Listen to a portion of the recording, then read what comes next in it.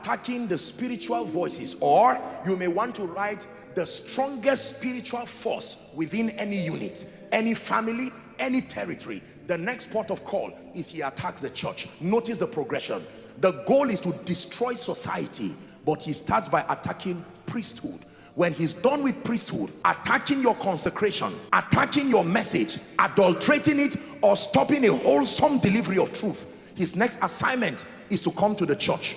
Why the church? Because the church is called the pillar and the ground of truth. 1 Timothy 3:15. I sense the glory of God in this place. I'm telling you. While you hear me teach, I like you to use intelligence and tell me whether you can see the 60s repeating itself again. You see the pattern is the same. He's done it before.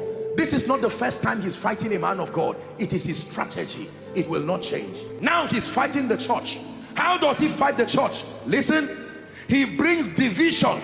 He brings disunity. He sows seeds of discord. Satan fights the church as the ground and the pillar of truth.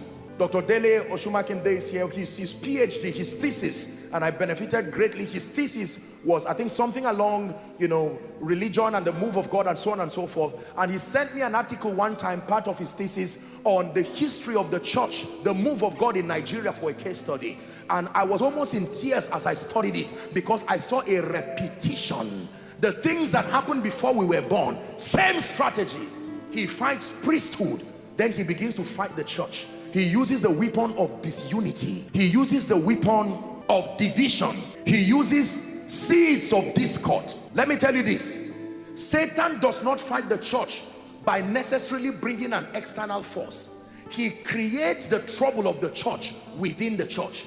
In medicine, we call it autoimmune disease. Am I right on that? Where your body, the antibodies that were designed, talk to me medical people, am I right on that? That they are supposed to fight the external forces, and yet for some reason they begin to fight itself. And in fighting itself, they believe they are doing God's service. It's an attack. It's a strategy. That autoimmune strategy, the body of Christ globally is going through it right now. So if I fight Pastor Nat and he fights me, what happens to those who love both of us? Are you seeing where the problem is? What happens to those who have benefited from his worship and have benefited from this apostolic ministry? You keep young believers in limbo, confused, because of the pressure for allegiance.